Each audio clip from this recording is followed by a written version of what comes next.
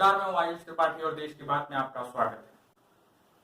आज जिस खबर का विश्लेषण आपके बीच करने जा रहे हैं, उस खबर पर आजकल लोगों का ध्यान नहीं जा रहा, लेकिन ये बहुत जरूरी खबर है, क्योंकि अमरनाथ में बादल फटने की घटना हो या उत्तराखंड और दूसरे राज्यों में जनसैलाब हो, इस समय देश के अधिकतर हिस्सों में बाढ़ से त्राहिमाम की स्थिति बनी हुई है। आप अक्सर यही सुनते होंगे कि भारत एक कृषि प्रधान देश है, लेकिन अब भारत एक बाढ़ प्रधान देश भी बनता जा रहा है। बाढ़ प्रधान देश। अब भारत में हर साल मानसून के साथ बाढ़ आना सामान्य बात हो चुकी है, और हैरानी ये है कि अब बाढ़ में लोग मरते हैं तो किसी को कोई अफसोस नहीं होता। यानी हमने बाढ़ से होने वाली बर्बादी को स्वीकार कर लिया है। इसी के साथ रहने की आदत भी हमने डाल ली है। सबसे पहले आपको कुछ तस्वीरें हम दिखाना चाहते हैं और कुछ आंकड़े दिखाना चाहते हैं।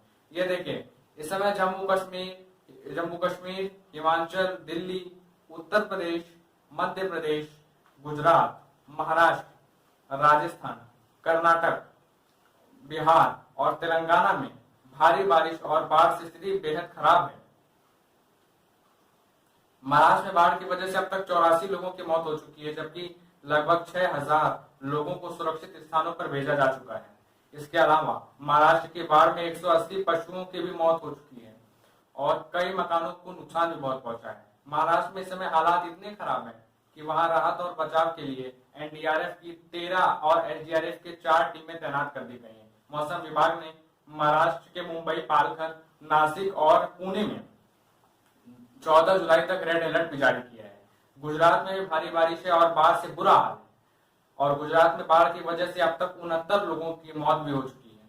इसके अलावा इस बाढ़ में 9000 लोगों को अपने घर छोड़कर दूसरी जगहों पर जाना पड़ा और कई इलाकों में बहुत बारिश हुई है। रविवार को अहमदाबाद में 219 मिलीमीटर बारिश दर्ज हुई थी। यानी एक दिन में ही इतनी बारिश हो गई कि शहर की पूरी व्यवस्था चरमरा गई। गुजरात में वाम, नवसारी, काटी और वलसाड़ जिले बाढ़ से पूरी तरीके से प्रभावित हैं, और मौसम विभाग का अनुमान है कि अभी कुछ दिन और गुजरात में बाढ़ का कहर बना रहेगा और भारत भी नॉन स्टॉप जारी रहेगी, बारिश भी। और उसी प्रकार से मध्य प्रदेश में भी बारिश से जबरदस्त नुकसान हुआ है। इसके अलावा उत्तराखंड, हिमाचल और जम्मू कश्मीर में भी भारी बारिश के हालात बेहद गंभीर हैं, और अब तक देश के लोग बारिश का बेसब्री से इंतजार कर रहे थे। आपके घर में भी रोज इस पर चर्चा होती होगी कि बारिश कब हो आएगी, लेकिन अब जब बादल बरस रहे हैं तो शहरों में सरकारी इंतजाम की पोल खुल रही है। हमारे देश में धर्म के नाम पर अक्सर लोगों की भावनाएं आहत हो जाती हैं, लेकिन पिछले 3 दिनों में बाढ़ से देश में 100 से ज्यादा लोगों की मौत हो चुकी है, लेकिन इसमें हमारे देश में किसी की भी भावना आहत नहीं हुई है। सोचिए, जिस देश में आम लोगों का मरना सामान्य बात हो और धर्म से जुड़ी खबरें प्रमुखता से दिखाई जाती हो, उस देश के लिए चुनौतियां कितनी ज्यादा होंगी।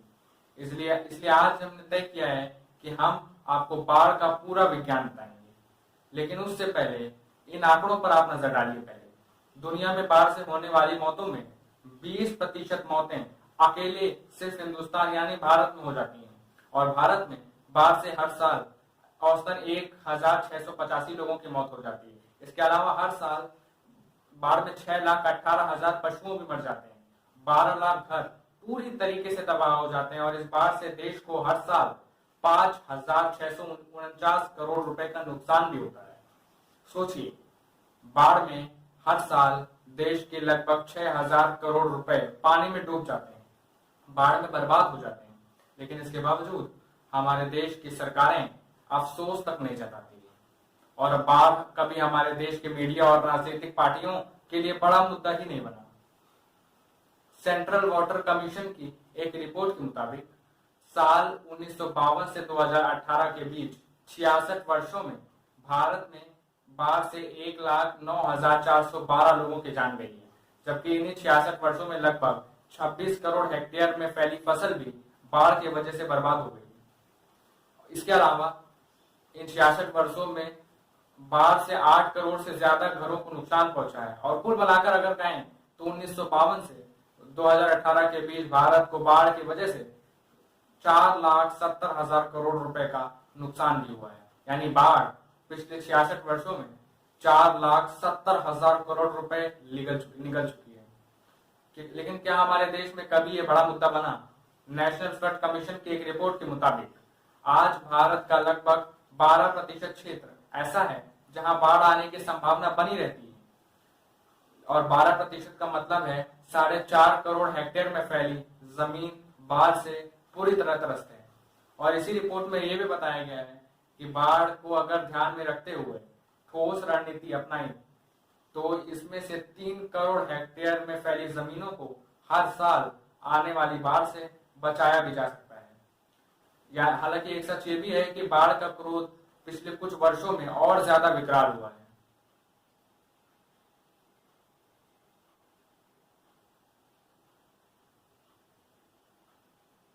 तो चलिए आज के लिए बस इतना ही, मिलते हैं आपसे जल्दी। तब तक के लिए खुश रहिए, सुरक्षित रहिए। नमस्कार।